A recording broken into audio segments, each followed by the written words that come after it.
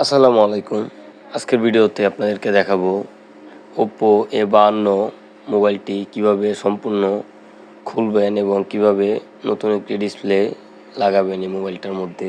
তো আজকের ভিডিওটি আপনারা সম্পূর্ণ দেখবেন। তো প্রথমে দেখতে পাচ্ছেন যে আমি ব্যাকশেলটি খুলে নিতেছি।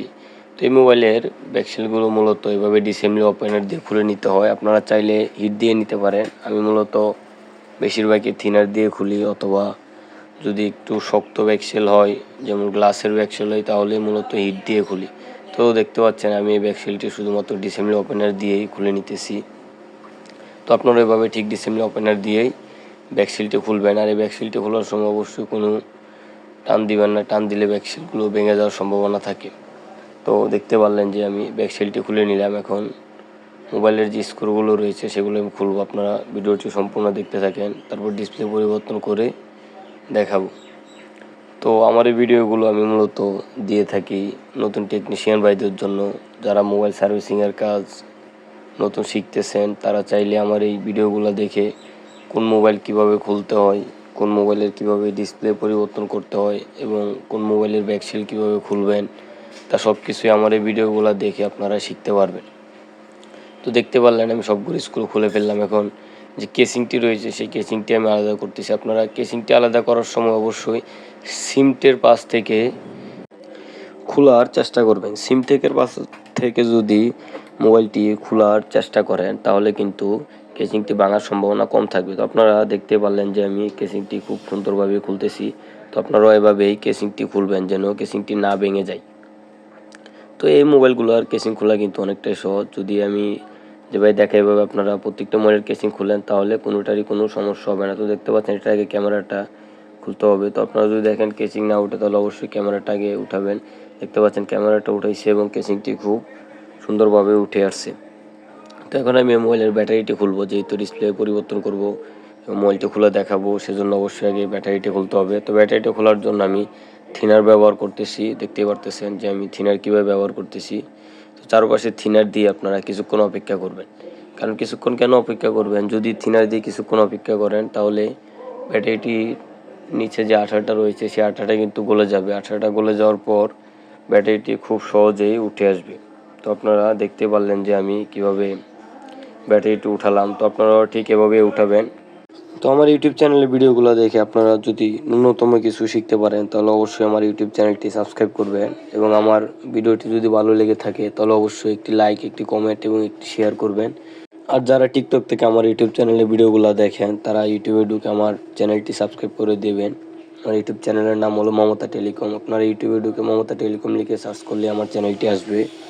তো আমার এই ভিডিওগুলো অবশ্যই নতুন টেকনিশিয়ান বাইরে দেখবেন। তো দেখতে পাচ্ছেন যে আমার মোবাইলটি সম্পূর্ণ ডিসেম্বলি করা হয়েছে। এখন মোবাইলটিতে একটু নতুন ডিসপ্লে লাগাবো। তো ডিসপ্লে লাগানোর জন্য অবশ্যই মোবাইলের ফ্রেমটি পরিষ্কার করে নেবেন। তো আপনারা দেখতে পারতেছেন যে আমি মোবাইলের ফ্রেমটা কীভাবে পরিষ্কার করতেছি। এভাবে মোবাইলের ফ্রেমটি চারপাশে পরিষ্কার করে নেবেন। যত পরিষ্কার করবেন ডিসপ্লেটি ততই সুন্দরভাবে ফিটিং হবে।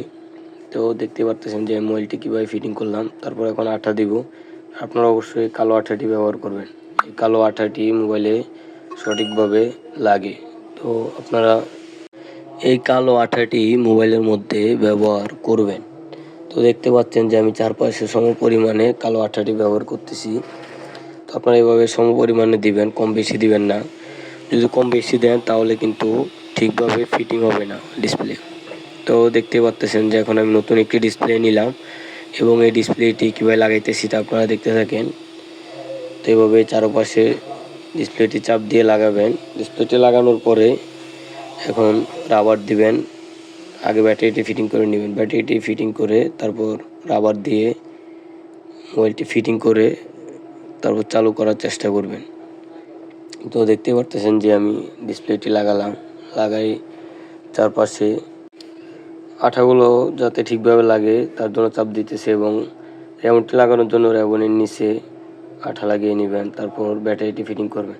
তো ব্যাটারিটি লাগানোর আগে অবশ্যই ব্যাটারির নিচে আঠা দিয়ে নেবেন, নাহলে কিন্তু ব্যাটারিটি খুলে যাবে। তো এভাবেই র্যাবনটা ঠিকভাবে চাপ দিয়ে লাগাবেন যেন খুলে না যায়। তো আপনারা দেখতে পাচ্ছেন যে আমি ডিসপ্লে কানেক্টরটি কীভাবে লাগালাম। এখন আমি এখানে একটি ব্যাটারিটা লাগাবো। ব্যাটারিটা লাগিয়ে নিব।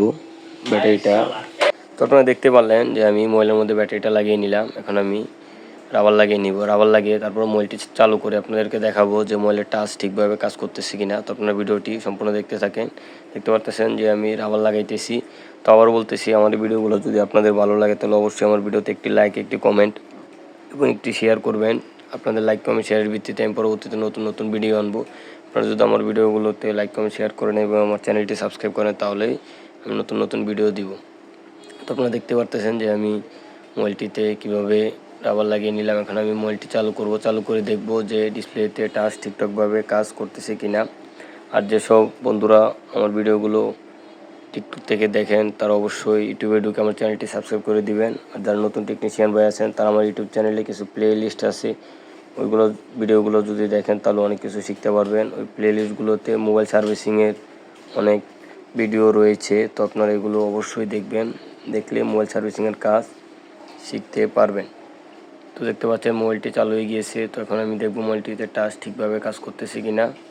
যদি টাচ ঠিকঠাকভাবে কাজ করে তাহলে আমার ডিসপ্লেটি লাগানো ওকে হয়েছে। তো আপনারা দেখতে পাচ্ছেন যে মোবাইলটিতে টাচ ঠিকঠাকভাবেই কাজ করতেছে।